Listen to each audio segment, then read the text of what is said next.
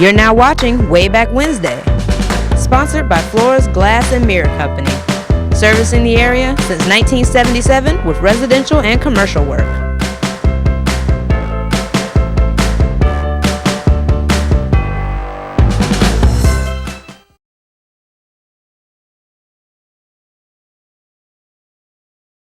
You're now watching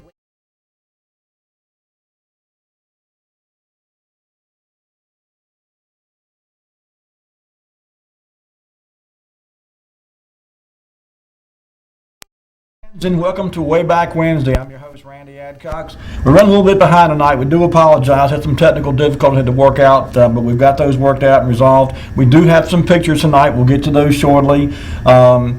Before we do, I've got a bit of sad news to pass on. I just learned literally just a few minutes ago that Bill Ingram passed away. Some of you may already be aware of this. And those that are not familiar with Bill, he worked for the Even Telegram for many, many years. Good guy. I met Bill many years ago, worked on his computer a few times over the years, and I was certainly saddened to hear that he had passed away. But life goes on, as the old saying goes. Last week we obviously didn't have any pictures. We had a few, I think. My sidekick in the control room there, Lee, managed to pull together a few pictures. But we do have pictures tonight to share with you. But before we get into those, I ran across something today that I had forgotten that I had. It was actually some stuff that my father had. I was going through some of his stuff today. And I'm not sure when this was printed. It was actually sometime in the last 10, 15 years, I'm guessing.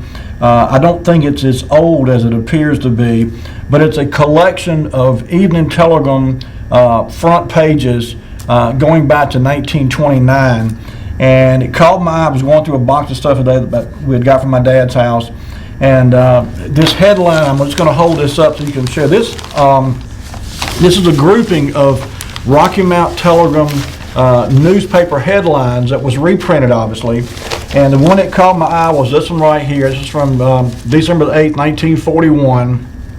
And for you history buffs, you'll remember December the 7th, 1941 was when the Japs attacked Pearl Harbor, and the very next day, the United States declared war. And this entire front page here is all about the news that was made on December 7th, obviously, and then this came out on December 8th.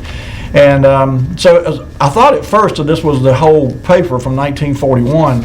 And when I got to looking through it, I flipped the back over and I saw this headline. It said, Lindbergh baby dead. I said, well, that didn't happen in 1941. This was actually a headline from May the 12th of 1932. And those that remember the story about Charles Lindbergh's baby passed away, and little boy got, I think it was kidnapped, as I recall, but in any case, he was later found dead. But each page is a page out of history. I'll just hold some of these up to share with you. This is from November 23rd, 1963. And of course, it's the, there you go, Oswald charged in Kennedy's murder. This was when President Kennedy was killed. And Lyndon Johnson, of course, took the oath of office, became president. There's another headline here. This is from October the 16th of 1954. A bit before my time, but I'm sure many of you remember Hurricane Hazel came through Rocky Mount. There's some neat pictures here in this issue of the damage that was wrought by Hurricane Hazel when she come blowing through here. It was neat. I kind of glanced through a little bit of it the night before I came on the show.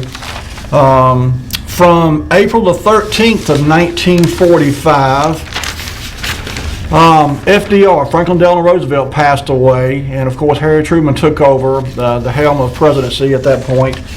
And so, like I said earlier, I don't know when this came out. I know my father kept it. I'm guessing my mother had kept it before she passed away, and then my father had it and some of his possessions. And I had a box of stuff that I had brought from my parents' home some time ago.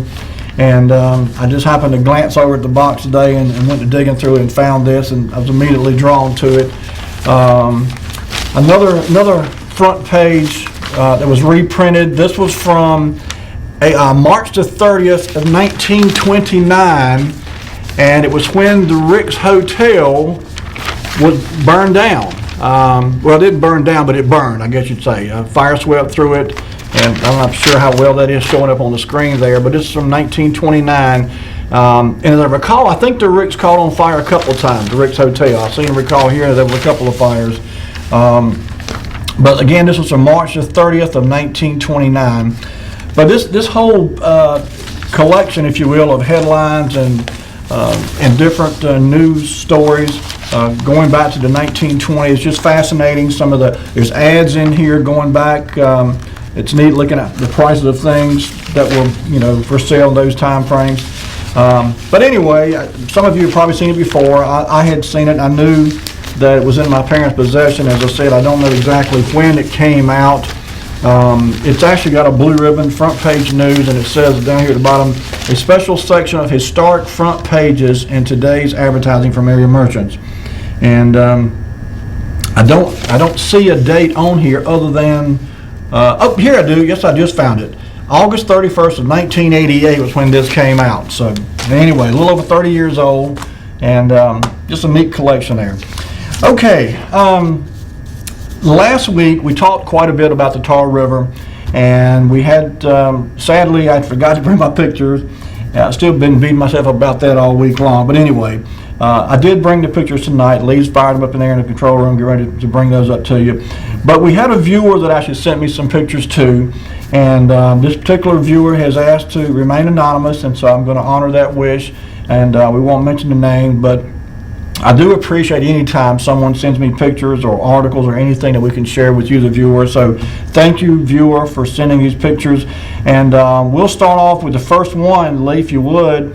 And these are actually 3 pictures that were all from the 1860s.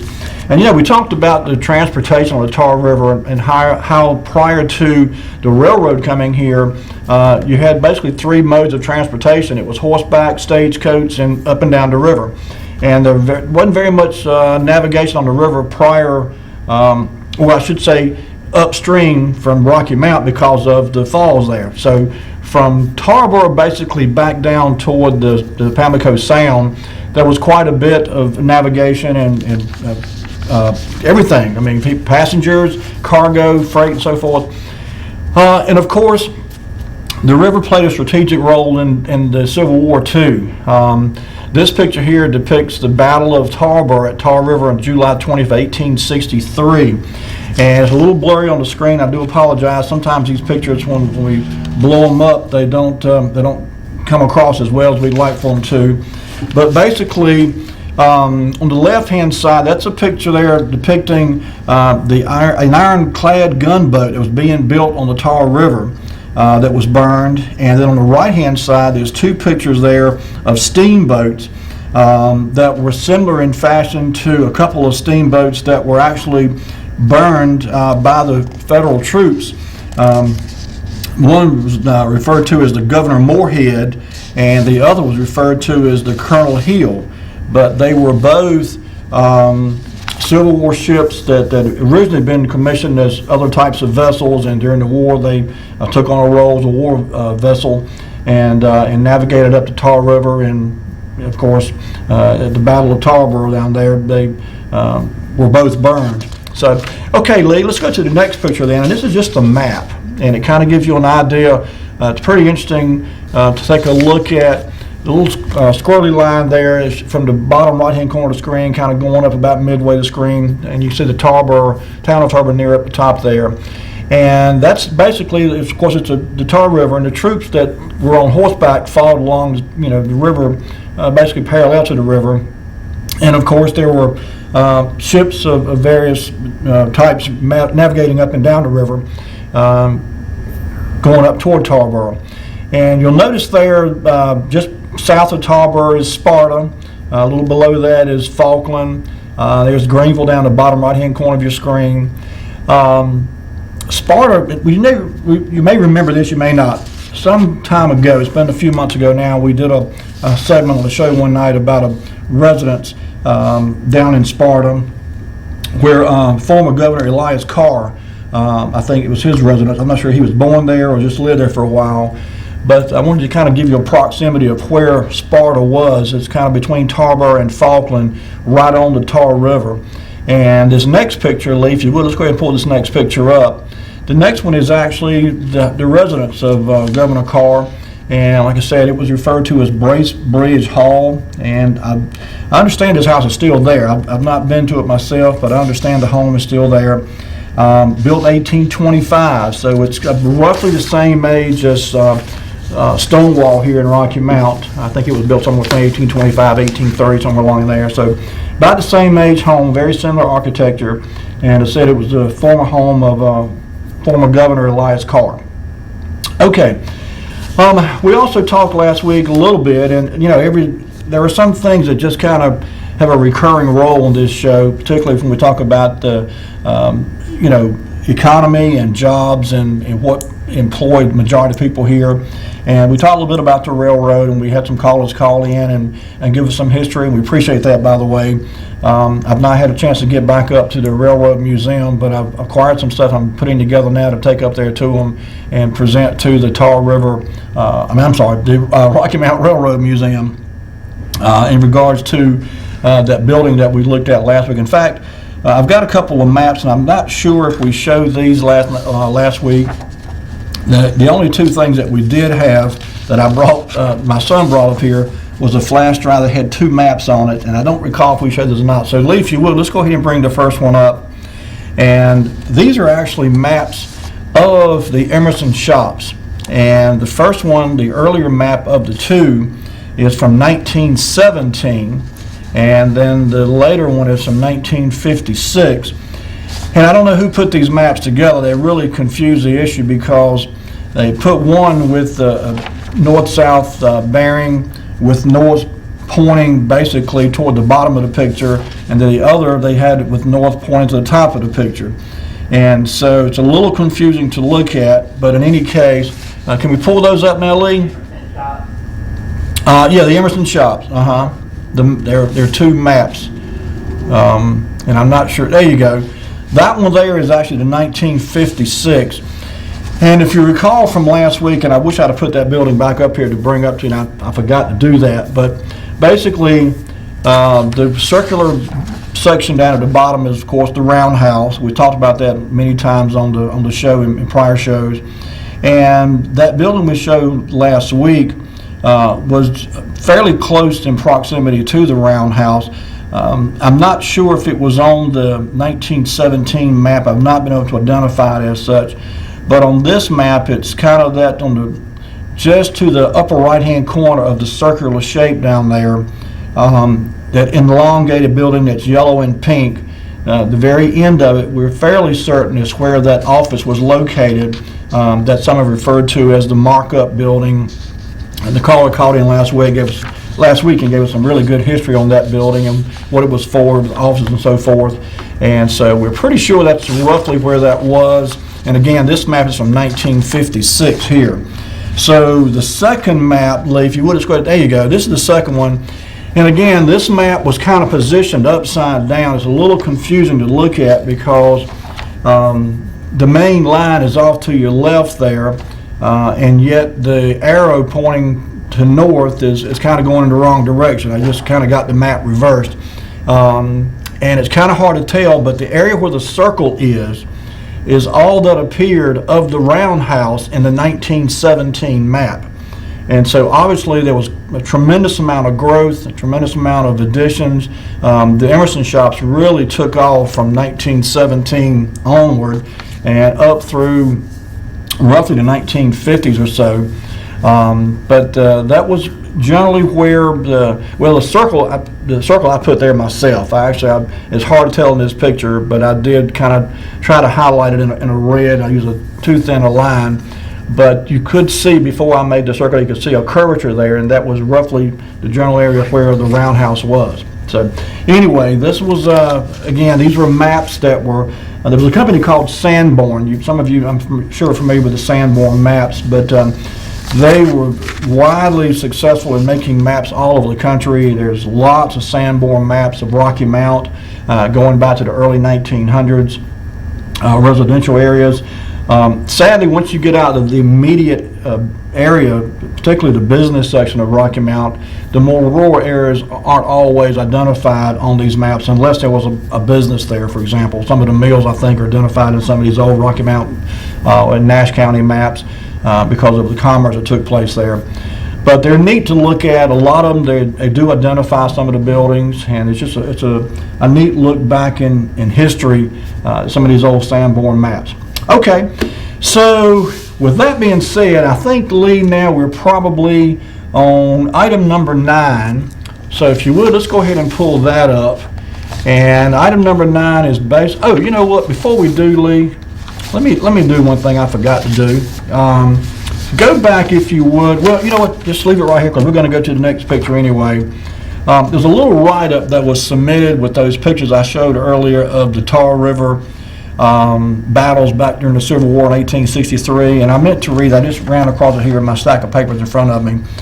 But the Tarboro steamboats, it says here, they were burned during a Union raid on July 20th, 1863, led by Captain Emory Cummings of the 23rd New York Cavalry. The Governor Moorhead, brought to the Tar River in 1853, was built in Philadelphia for John Myers and Son, which was a shipping firm in Washington, D.C. It was 100-foot long, 23-foot wide, and had two 30-horsepower engines, and I'm guessing these were steam, obviously. It says on the July 20th raid led by Lieutenant William Banta of the 12th New York Cavalry, the Colonel Hill was burned, and it was named for a Colonel D.H. Hill, noted for bravery at the Battle of Big Bethel, June 10th, 1861. I'm not certain, but I believe that big battle, the Battle of Big Bethel, that rings a bell with me. Maybe some of you may remember, but I think that our local Robert H. Ricks fought in that battle. I think I'm correct. If I'm not, if someone knows different, please feel free to call and correct me. But I think he and some of his fellow Civil War soldiers, Confederate soldiers, fought in that battle. And so anyway, but that ship, the Colonel Hill, was burned in that battle in 1863, July 20th, on the Tar River. The first steamer, let's see here, ship was built in 1846 in Baltimore, launched as the Oregon originally. It was the first steamer to go through the Oregon Inlet in 1848 after a storm blew the inlet open. It ran the Tar River all the way to Washington until the owners went out of business. It disappeared from the river until the war broke out, and then it reappeared with the patriotic new Southern name. The ironclad sister ship to the Confederate ship Ram Albemarle and the Confederate ship Ram Neuse, being built at Edwards Ferry in Whitehall, was burned into stocks and all materials. And lastly, a little quick line here says, there was a bridge that was burned on Tar River, same day, July 20, 1863. It was a disassembled pontoon bridge from Wilmington, was captured near Fredericksburg, Virginia, 1862. Said by July 27th, 2 trains daily, and you could walk across the river on the pontoon bridge. So, again, a little Confederate war history there took place on the Tar River, and very close to us, in fact, just a little ways downstream from where we are now. Okay, now, Lee, I'll tell you what let's do. Bring it back to me. I just happened to glance up and see we're actually a minute or two past our first commercial break time. So we'll break here, take a quick commercial break. When we come back, we're going to jump back in and show you some more pictures of Tar River and events on the Tar River. We're going to look at some more railroad pictures. We're going to look at some pictures going back to the early days of Sunset Park and Wesleyan College. So don't go anywhere. We'll be right back with more Wayback Wednesday.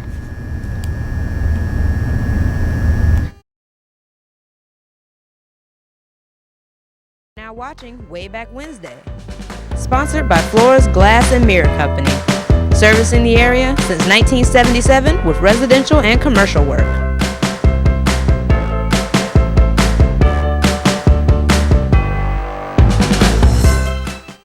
I'm Daniel Moss, owner of Cornerstone Funeral Home, and I'd like to invite you and your family to give our family an opportunity to serve you in your time of need. And we offer a full line of funeral services, everything from visitations to graveside services to cremations on site with a live crematory, as well as a banquet hall to meet the catering needs of our families that we serve. We offer catering service, we offer refreshments prior to visitations and services of our family, and we want to invite you to come and experience the difference here at Cornerstone Funeral Home.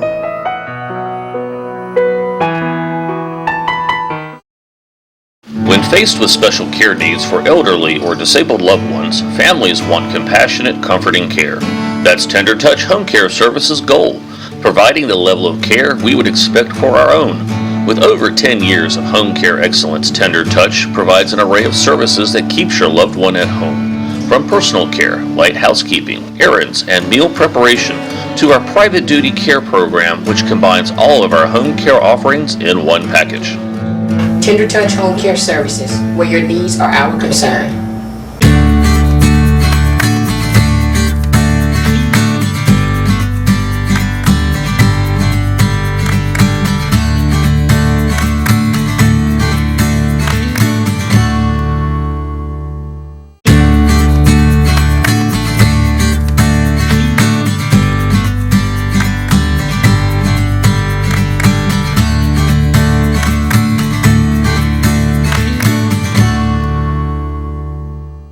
You're now watching Wayback Wednesday, sponsored by Flores Glass and Mirror Company, servicing the area since 1977 with residential and commercial work.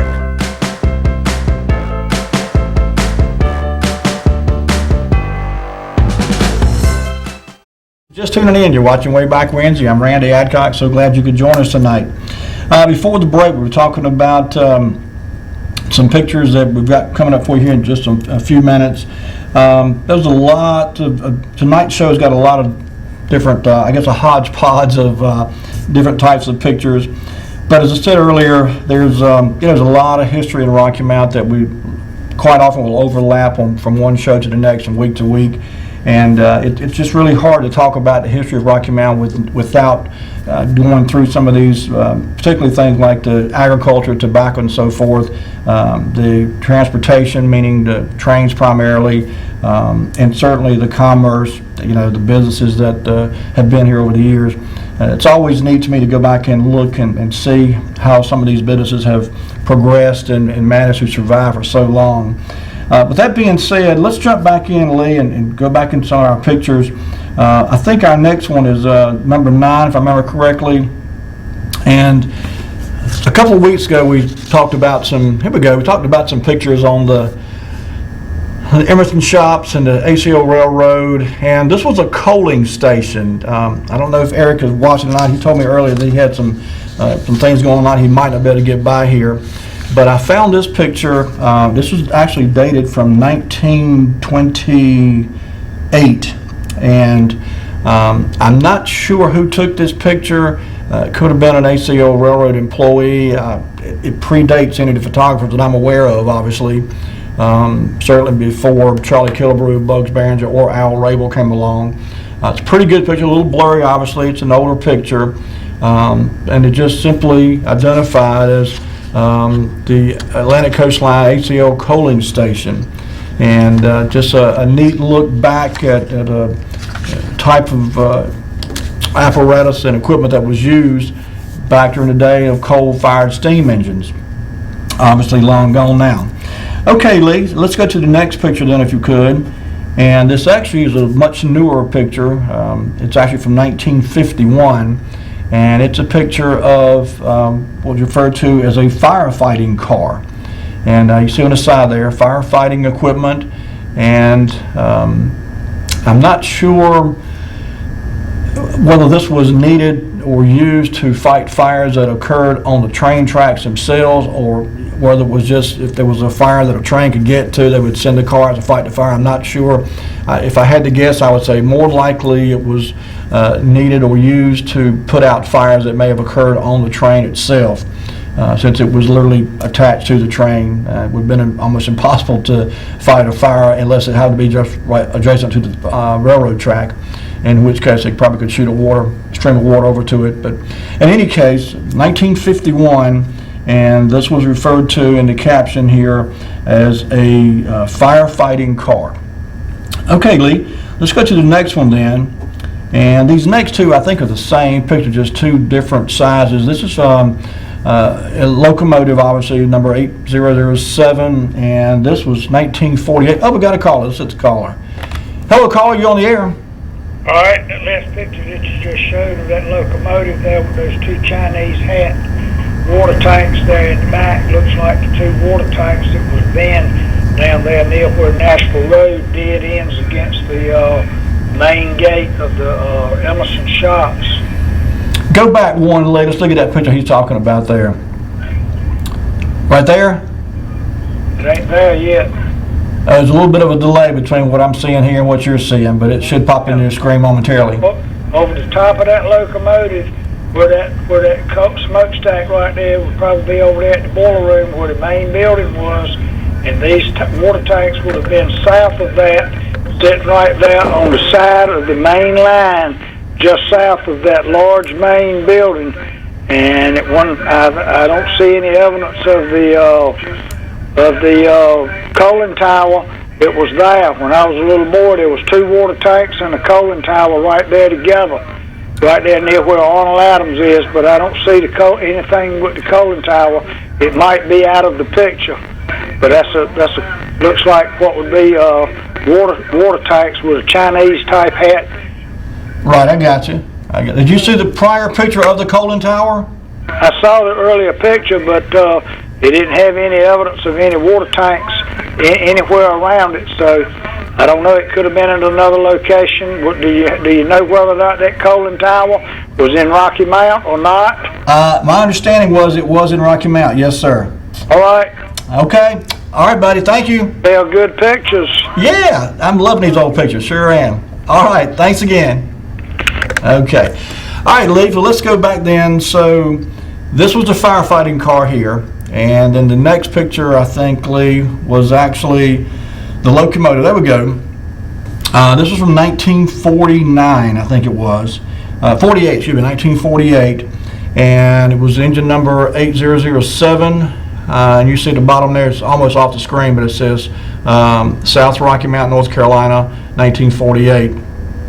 And you can go ahead and lead to the next picture. And by the way, there you go. This was the same image, I think. For some reason, it was. I guess they stepped back from it and took it again. A little bit different angle, but the same train. I'm certain. There's a number on the side of it, 8007, and again from 1948. Okay, this next picture here is actually from 1926, and it's actually showing a ACL worker painting one of the old wooden box cars. From 1926. Okay, Lee, can we pull that one up? There we go. It's hard to tell from this picture, but it looks like he's spraying it on. So I'm not sure, from 1926, which is what this picture was captioned, I'm not sure how there would have been compressed air. I'm a little confused by this, unless there was, I don't know, maybe some means of someone pumping up something manually to provide compressed air. But it does refer to it as a wooden box car, and the date was 1926, and seems to be some kind of crude scaffolding there that he's climbed up on and standing on to paint the side of that box car there. But these are all from Emerson Shops, supposedly, workers doing maintenance and so forth on these box cars and so forth. And so the next picture, Lee, if you would, is actually also from 1926, and this is painter painting what's called a hopper, a wooden hopper. And he's got some kind of scaffolding there. He's walking along, and again, I'm guessing there's some means to get compressed air somehow to spray that paint out. But and there may have been compressors. I don't know. That just, to me, it seems to be a bit early for compressed air painting. But maybe there was some other mechanism they used to compress the air and push the paint out the hose that way. And lastly, in this grouping, the next picture we've got is from 1926 also. and it is showing the work going on the locomotive there. You see how big that thing was. Gentleman down on the floor there in the bottom left-hand corner of the image there. You can see how big that cylinder was. He could probably stand up inside that thing.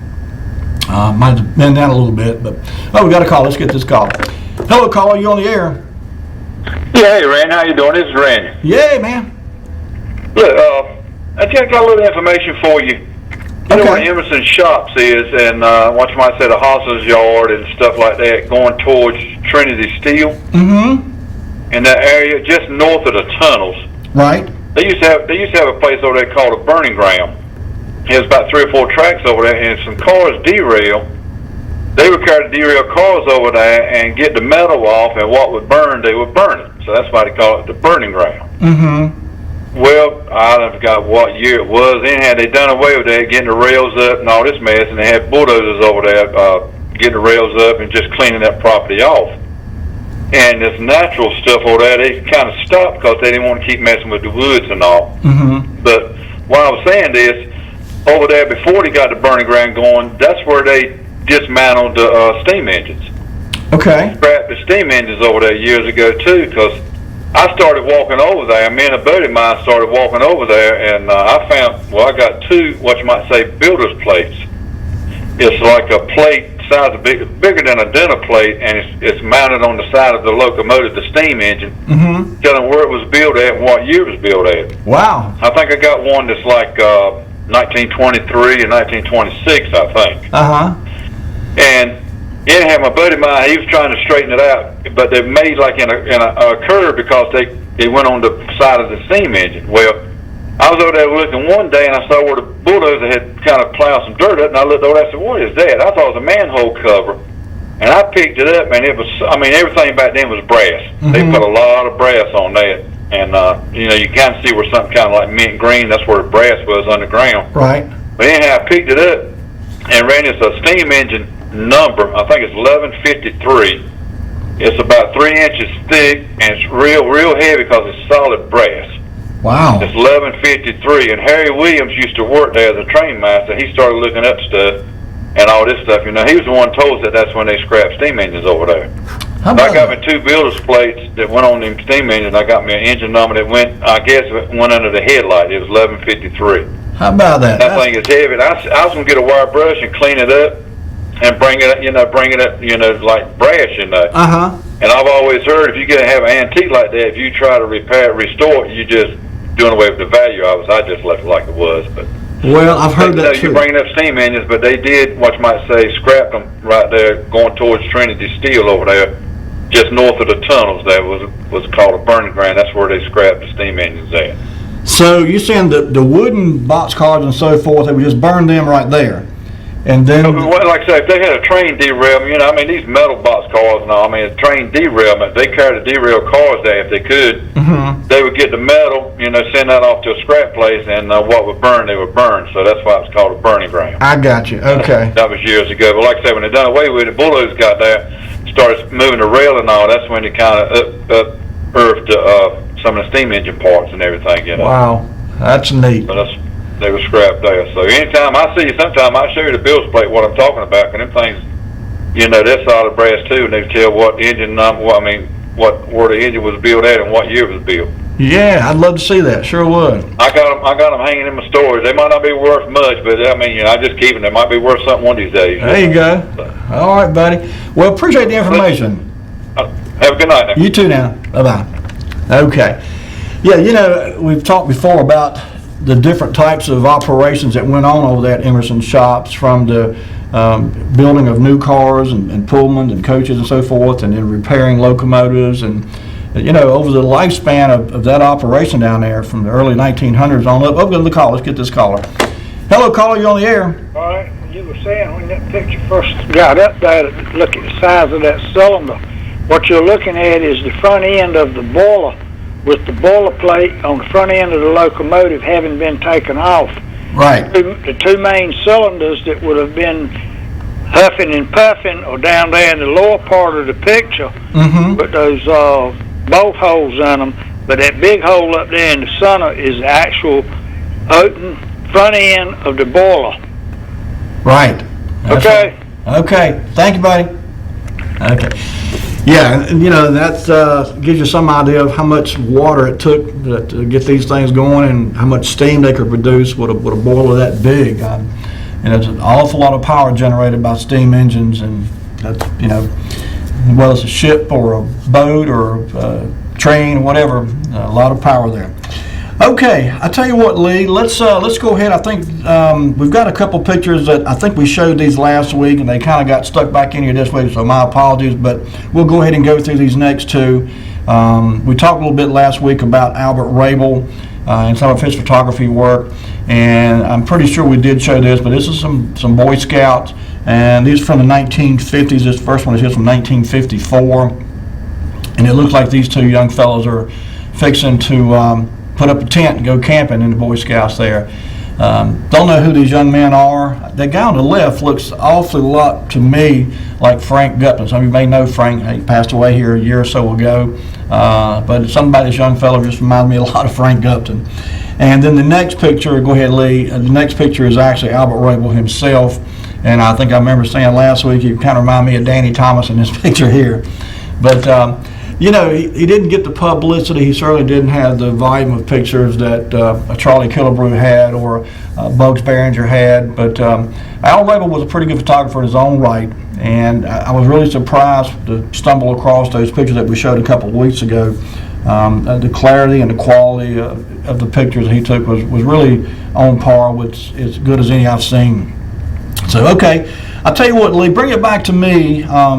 This is a good stopping point before we go into our next set of pictures, because the next ones, we're going to go back and look at some old pictures from Sunset Park and talk about some more activity in the Tar River, some boat races and so forth. Going to show you some newspaper articles too, so don't go anywhere, folks. We'll be right back with more Wayback Wednesday.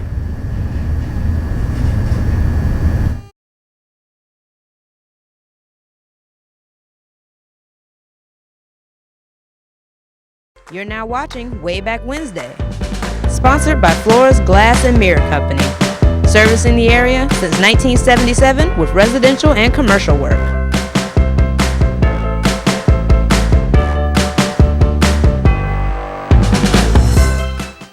I'm Daniel Moss, owner of Cornerstone Funeral Home, and I'd like to invite you and your family to give our family an opportunity to serve you in your time of need.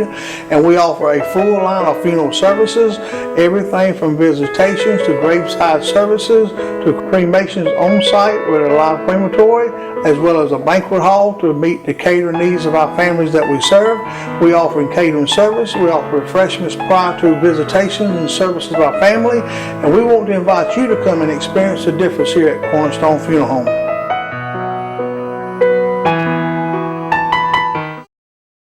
When faced with special care needs for elderly or disabled loved ones, families want compassionate, comforting care. That's Tender Touch Home Care Services' goal, providing the level of care we would expect for our own. With over 10 years of home care excellence, Tender Touch provides an array of services that keeps your loved one at home. From personal care, light housekeeping, errands, and meal preparation, to our private duty care program, which combines all of our home care offerings in one package.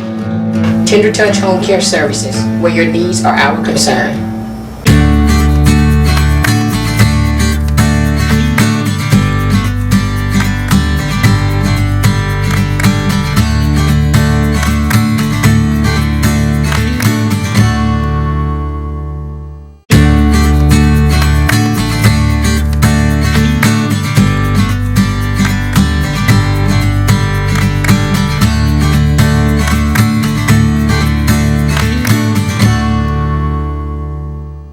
You're now watching Wayback Wednesday, sponsored by Flores Glass and Mirror Company, servicing the area since 1977 with residential and commercial work.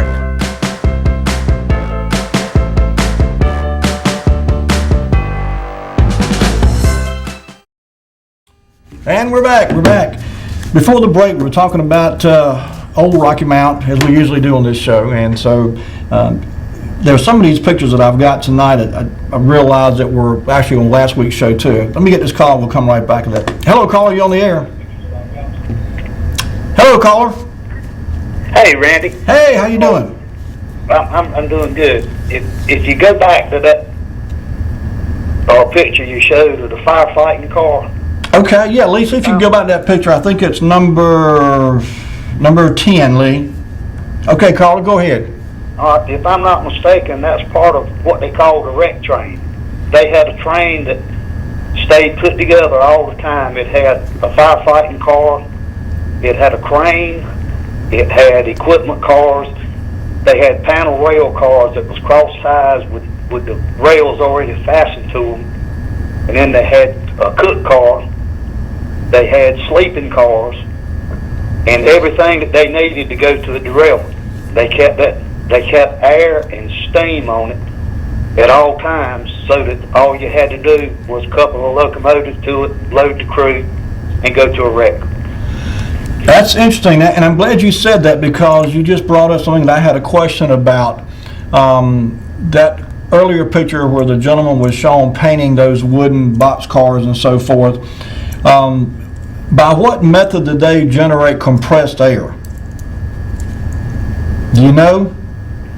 No, that's a little bit before my time.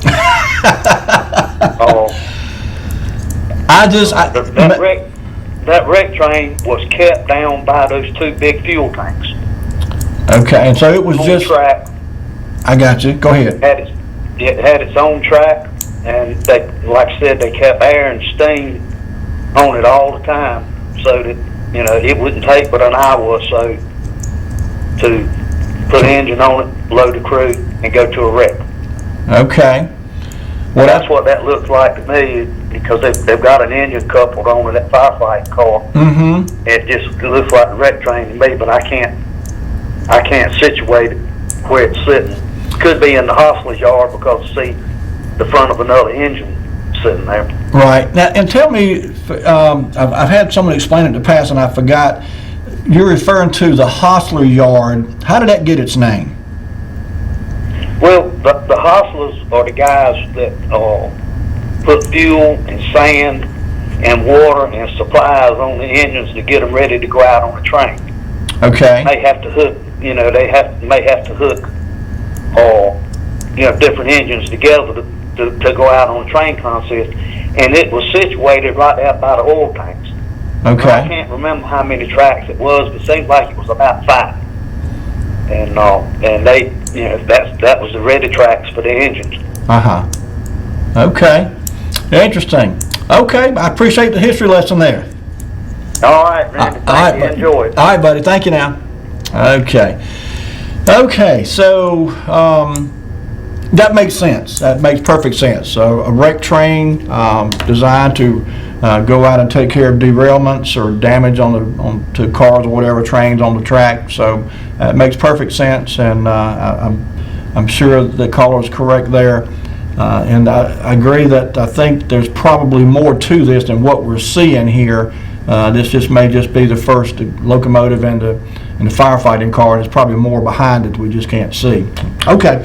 All right, Lee, so let's go on then. I think we were at item number 18. And this is another picture that I believe we had shown last week.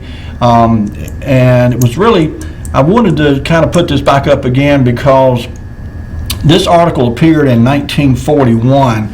But you see the headline there, the WPA spends big sum here, dedicate park Wednesday. And so this is the dedication of the Sunset Park over on Tar River. Now, significant to this, to me, this is 1941.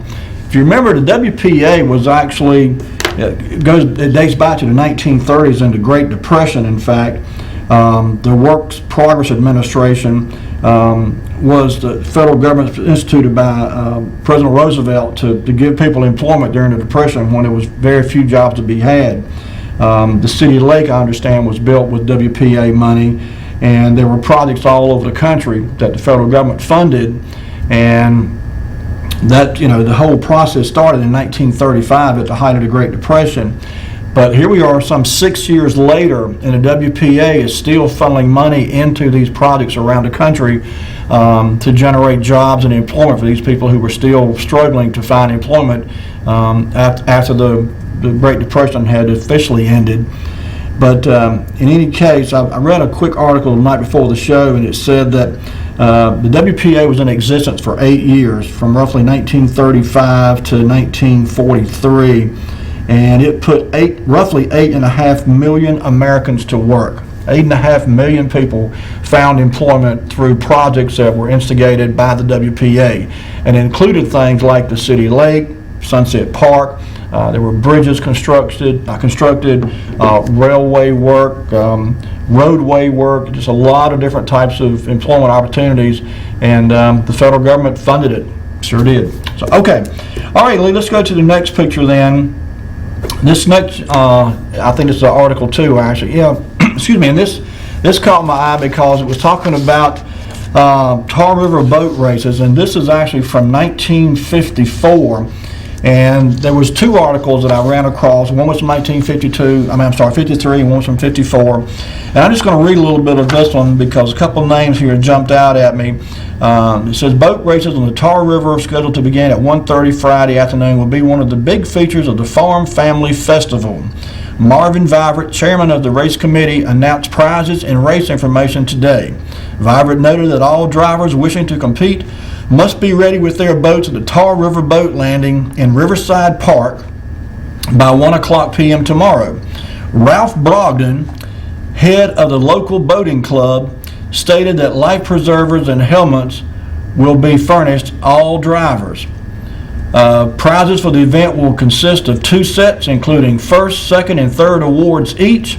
Since there will be 2 winners, first prize for one will consist of a Benrus Lord Leighton wristwatch. The first prize for the other will consist of an outdoor outfit, including a handsome stub caster, sheath knife, portable picnic table, complete tableware for outdoor eating, an ever-ready flashlight, camping food certificates, and an outdoor barbecue set. So this is a big deal, and this was obviously well before the Tar River Reservoir, which I think was built somewhere around 1971 or 72, if memory serves me correctly. But prior to the reservoir being built, if you wanted to ride a boat and you wanted to ski and you wanted to do anything that involved boating, you either had to get in your car and drive quite a ways away, or you get it on the Tar River. And I've said before, I distinctly remember seeing people skiing up and down by Sunset Park out there. And there was some speed boats.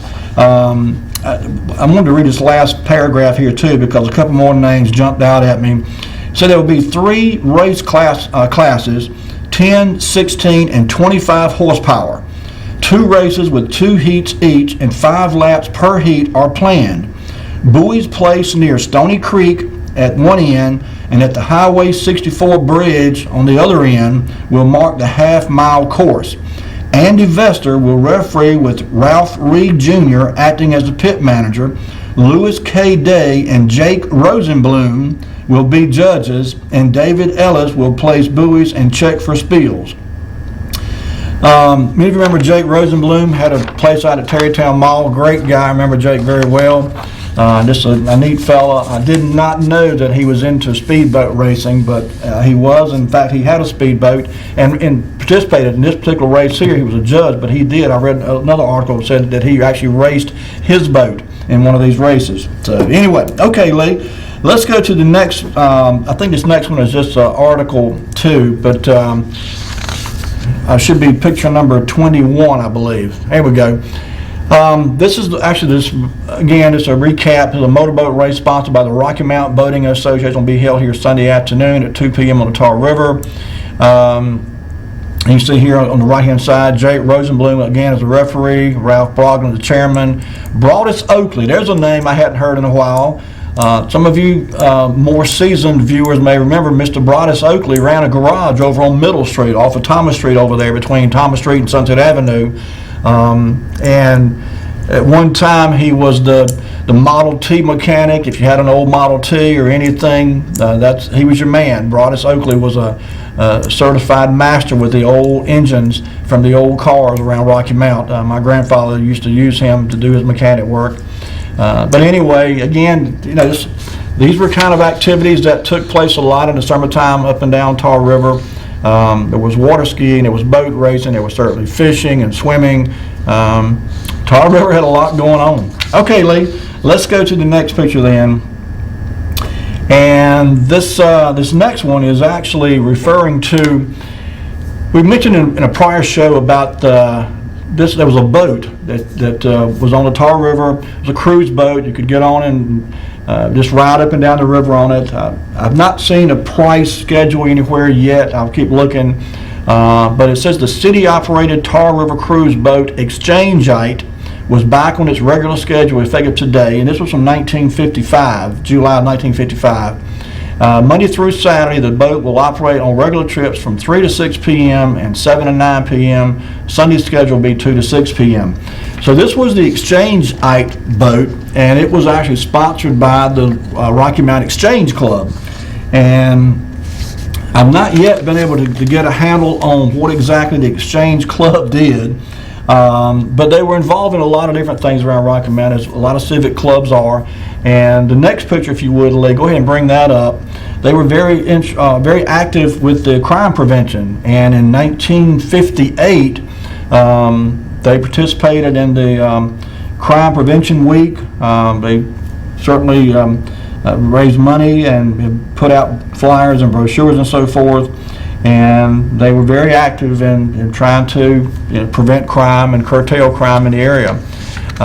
Beyond that, I'm not exactly sure what their focal point was. If anybody knows anything about the Exchange Club and cares to share any information with us, feel free to give us a call. And by the way, I almost forgot to mention at the top of the show, I got a call from Bob Marriott last week after last week's show, and he was telling me that he was actually a member of the Tar River Boys. If you remember, we talked a little bit about the boys clubs around Rocky Mountain. There was a couple of different boys clubs and young ladies clubs too, for that matter. And one of them was called the Tar River Boys. And Bob Marriott was a member of the Tar River Boys. So, all righty. We're getting close to the end of time for tonight. So, Lee, let's go ahead and go to our next picture then.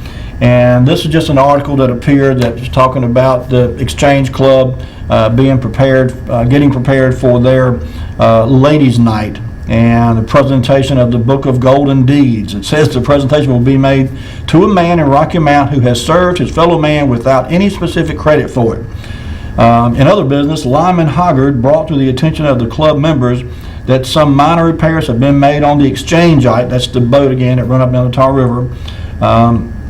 He also brought out that several items were needed on the boat and that arrangements were being made for these. So each Sunday, the Exchange Club has 2 members present at Sunset Park to sell tickets for boat rides. Randolph Watson was appointed to see that 2 members are present each Sunday for the rest of the season.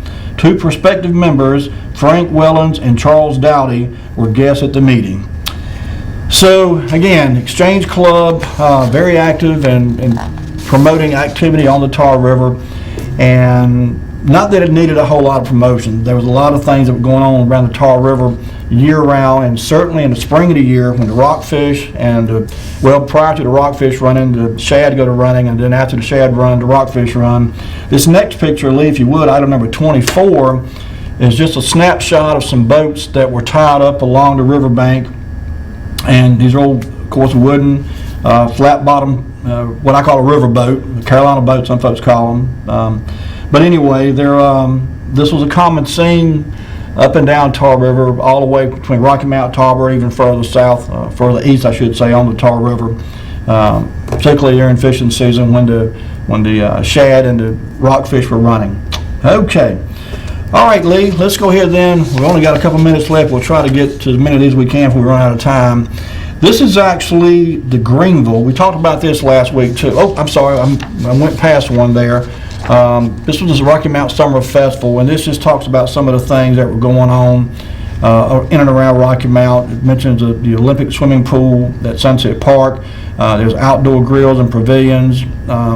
There's motorboating and water skiing on the Tar River. And by the way, this is from 1958, June of 1958, and this is an advertisement that appeared in the Evening Telegram. I'm just kind of giving an overview of things you can do around Rocky Mount during the summer. Pleasure boat rides on the Tar River Princess and the Exchangeite. So there was 2 boats that rolled up and down Tar River offering cruises out there. Championship tennis courts. Friday, June 6th, the Miss Rocky Mount Beauty Pageant. was to be held at Rocky Mount Senior High Auditorium. Some of the best restaurants and food service in the South. Bienvenue Country Club and Pool with championship 18-hole golf course. Rocky Mount Arts Center, summer program, Tchaikovsky Ballet Thursday and Friday. So anyway, a lot going on around Rocky Mount in the summertime in 1958. All right, Lee, I tell you what, let's do one more and we'll call it a night. This next one actually, there you go, that's the ship, the Greenville, I should say, boat that traveled up and down the Tar River. And this is actually from the 1880s that this boat was acting. Not sure exactly when this picture was taken, but it supposedly is a picture of the Greenville. That was the name of the ship, and it was a steam. You can see the stovepipe there, steam pipe from the top there, smokestack. But it was a steamship that traveled up and down the Tar River in the 1880s, and again, the name was the Greenville. Okay, Lee, I'll tell you, that's going to wrap us up tonight. Bring it back to me. I had a few more I wanted to get to tonight, folks. We didn't quite get to them. I do apologize. We got started a little bit later tonight. We had a few technical glitches. And by the way, we put some new equipment in, I understand, and we've implemented some things that hopefully are making the broadcast a little better quality. So I heard anyone with complaints, but if you got a blurry picture or a fuzzy picture or black screen or freezing, anything like that, feel free to call us and let us know. We want to correct these issues as they arise, and that we're doing our best to make sure we present a quality broadcast to you each week. So with that being said, we're going to call it a night. Folks, thank you so much for tuning in. It's been my pleasure to be with you tonight. Have yourselves a great week. Take care of yourselves and be kind to each other, folks. We'll see you next week with more Wayback Wednesday. Good night. Wayback Wednesday, sponsored by Flores Glass and Mirror Company, servicing the area since 1977 with residential and commercial work.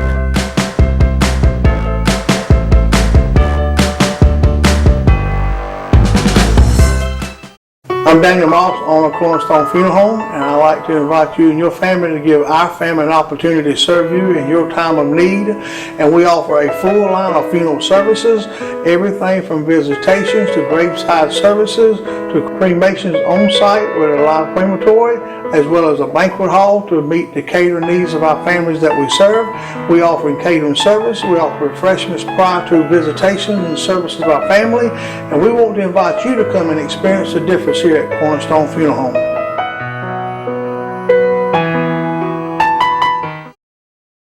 When faced with special care needs for elderly or disabled loved ones, families want compassionate, comforting care. That's Tender Touch Home Care Services' goal, providing the level of care we would expect for our own. With over 10 years of home care excellence, Tender Touch provides an array of services that keeps your loved one at home. From personal care, light housekeeping, errands, and meal preparation, to our private duty care program, which combines all of our home care offerings in one package. Tender Touch Home Care Services, where your needs are our concern.